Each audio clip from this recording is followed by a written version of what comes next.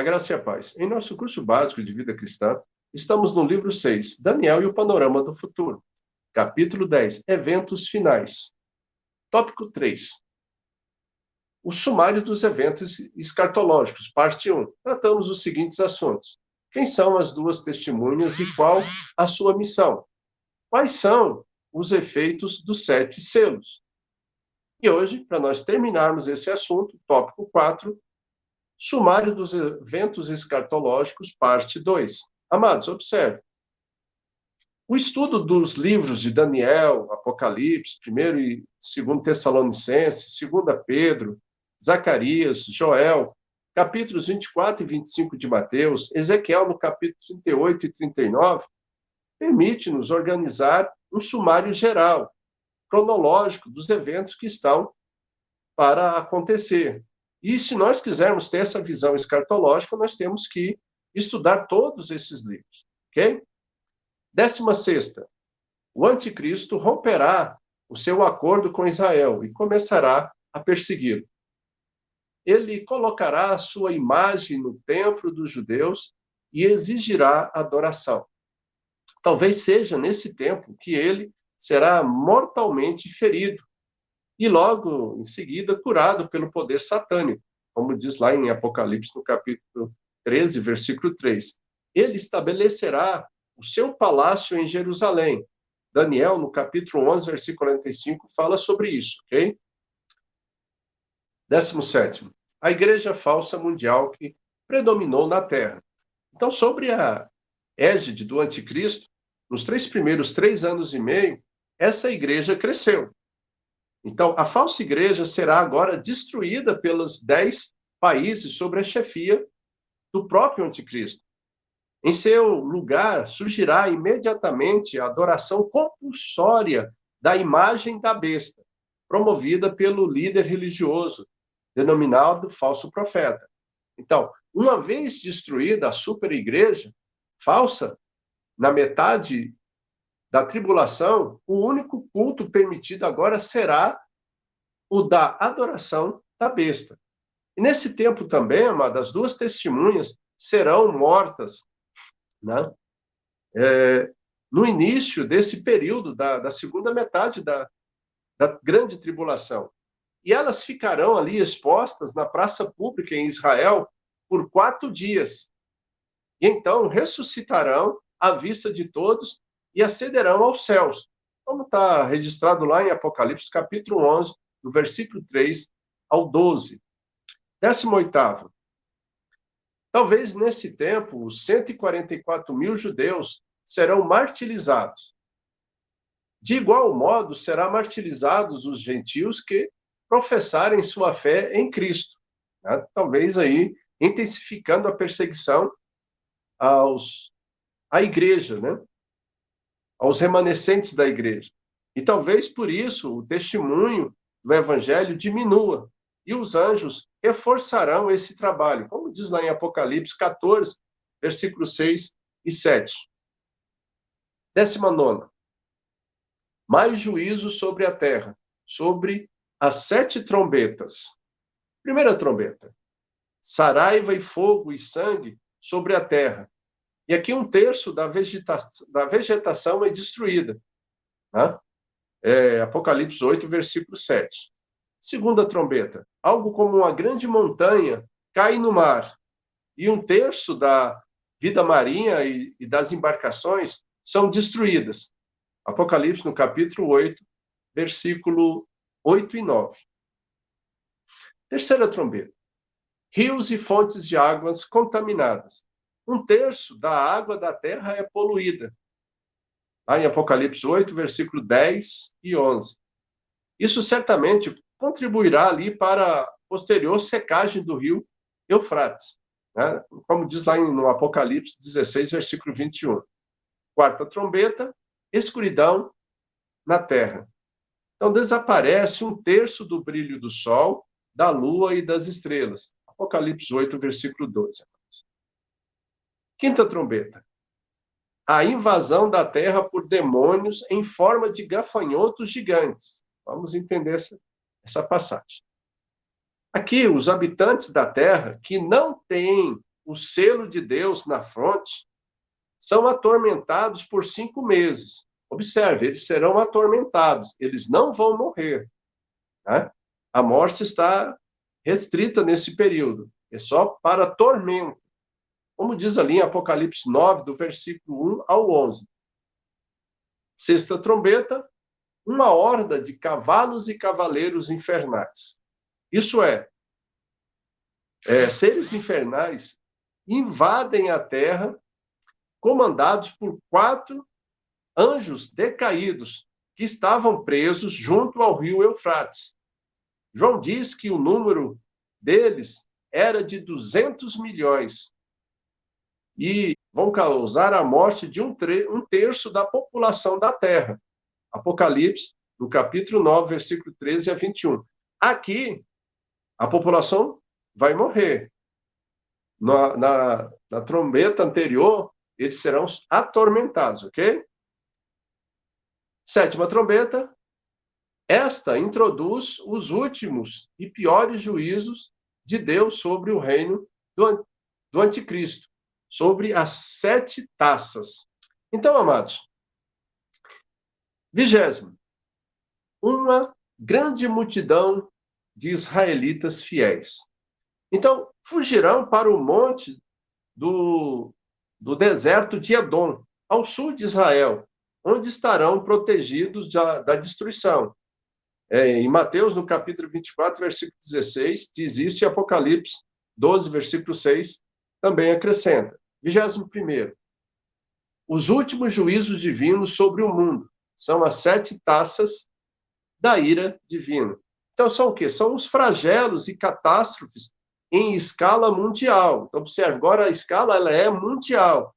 E efeitos destruidores jamais conhecidos e vistos. Ok? Primeira taça. Chagas malignas sobre os adoradores da besta. Apocalipse 16, versículo 2. Segunda taça. O mar inteiro contaminado e tornado em sangue. Apocalipse 16, verso 3. Então, aqui é o quê? A extinção da vida marítima. Ela vai desaparecer. Terceira taça, rios e fontes de águas doces contaminados. Esse juízo, amados, decorre ali do derramamento de sangue pelos homens através dos milênios de sua existência. Quarta taça, o aumento da temperatura do sol, queimando os homens. Apocalipse 16, versículo 8 e versículo 9. Esse castigo vai resultar em blasfêmia dos homens. Né? Em vez de arrependimento, eles começam a blasfemar contra Deus. Quinta taça, trevas reais envolvem o reino do anticristo. Apocalipse 16, versículo 10 e 11. Mas esse juízo acarreta problemas imprevisíveis na administração do anticristo, seu reinado e seus negócios. E, mais uma vez, os homens blasfemarão do Senhor, né? Em vez de se arrependerem. Sexta taça, o rio Eufrates seca, assinalando os fatos iniciais da batalha de Armagedon. Vamos entender esse selo aqui. Esta secagem agiliza o avanço do exército do Oriente na sua marcha para Israel. Espíritos demoníacos incitaram as nações que, pela instrumentalidade ali de Satanás, concentrarão seus exércitos em Israel. A essa altura, todos já estão plenamente conscientes que o Senhor está para voltar, para descer. Mas os estrategistas inimigos concluirão que o poderio combinado dos exércitos do mundo inteiro destruirão Israel e o próprio Deus. Né? Então, o grosso da tropa ficará ali no vale de Armagedon, né? Ao norte de Israel, como diz Apocalipse 16, versículo 14 e 16, e parte em Edom, ao sul, como diz lá Isaías 34, versículo 5 a 8, e capítulo 63, do versículo 1 ao 6. A sétima taça, um terremoto mundial convulsionará violentamente toda a terra. Anunciando o quê? Anunciando o fim do mundo. Apocalipse 16, do versículo 17 ao 21. E espetaculares mudanças ocorrerão na superfície da terra, amados, destruindo cidades, abaixando, rebaixando montanhas, elevando planícies e alterando todo o contorno dos mares. 22º, a quase destruição de Israel. Os judeus lutarão desesperadamente. Então será grande o morticínio em Israel. Zacarias, no capítulo 13, versículo 8. A capital, Jerusalém, será tomada com requintes de perversidade, vandalismo, abuso contra a população, especialmente contra as mulheres. Zacarias, no capítulo 14, verso 2. Quando não houver mais esperança de salvação para os judeus, esses lembrarão do Senhor e clamarão a Deus. Tá? Isaías 64, do versículo 1 a 12. E nesse momento, Jesus descerá visivelmente com seus santos.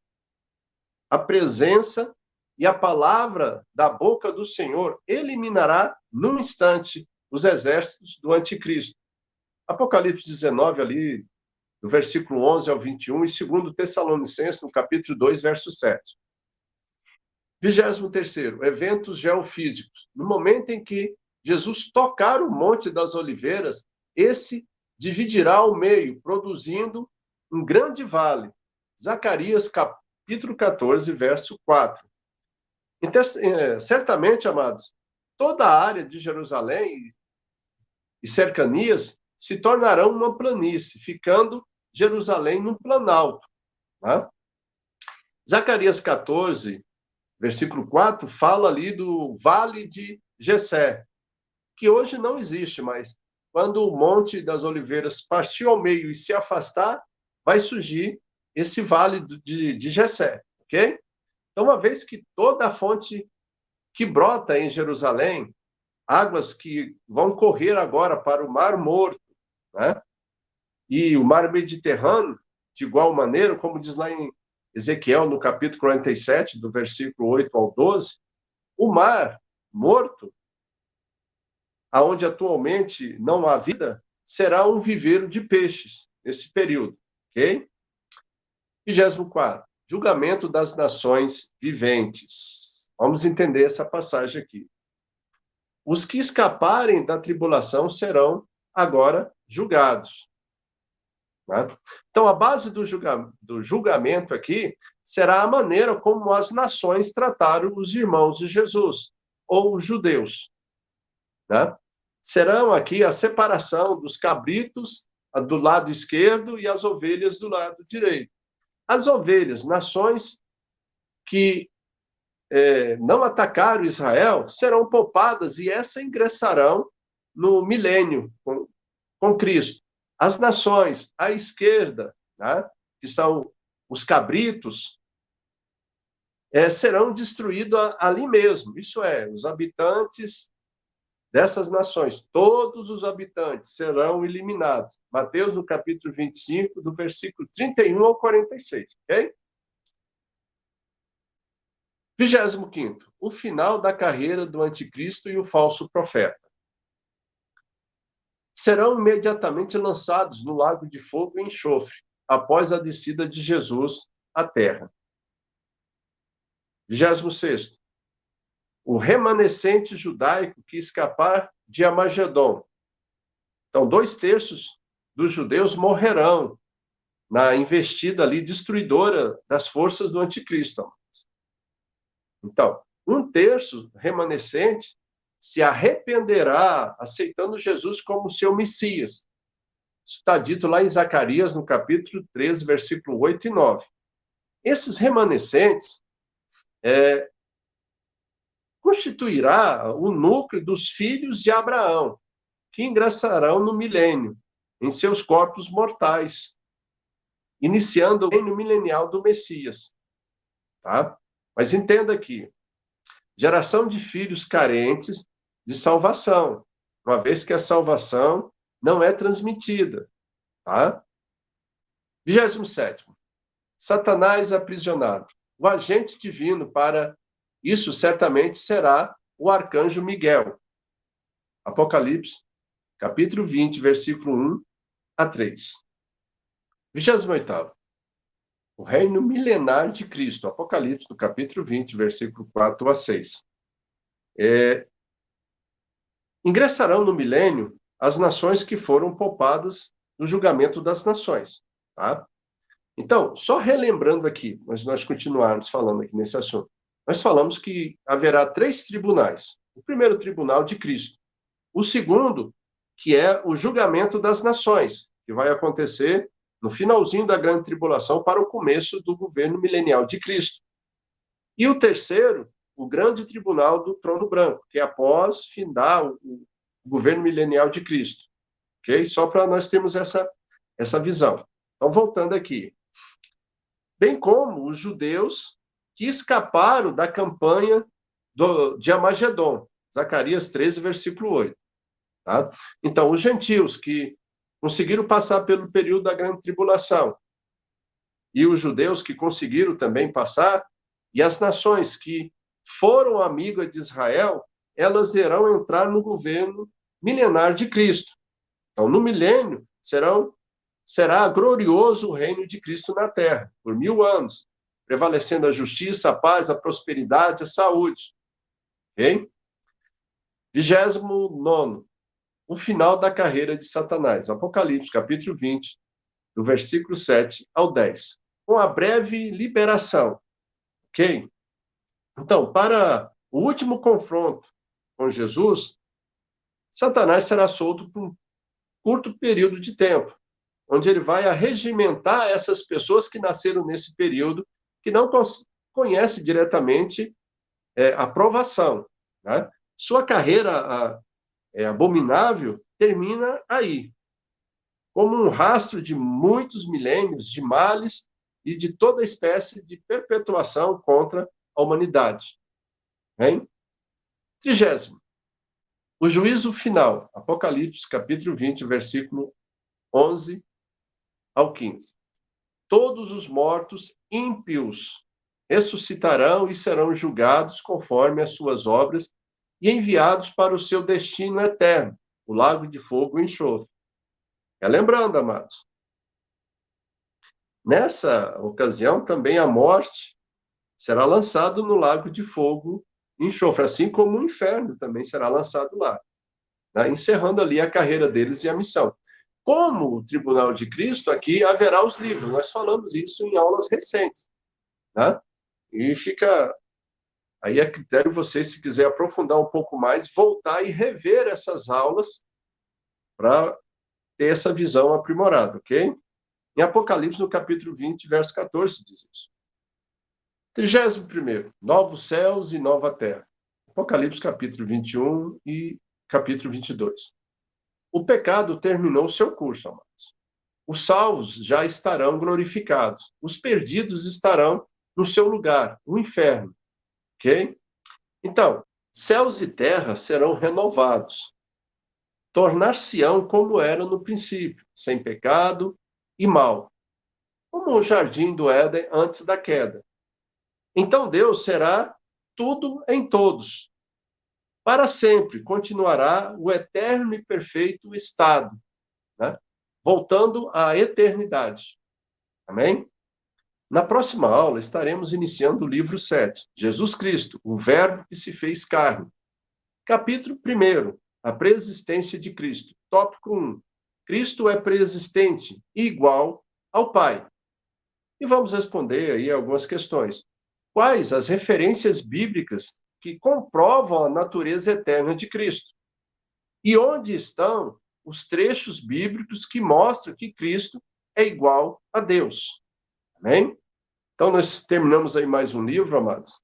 Ele está aí na playlist para você rever as aulas e tirar todas as dúvidas. Se você tiver alguma questão, coloca ali nos comentários. Não esquece de deixar aí o seu like e fazer os comentários, ok? Que Deus abençoe a todos.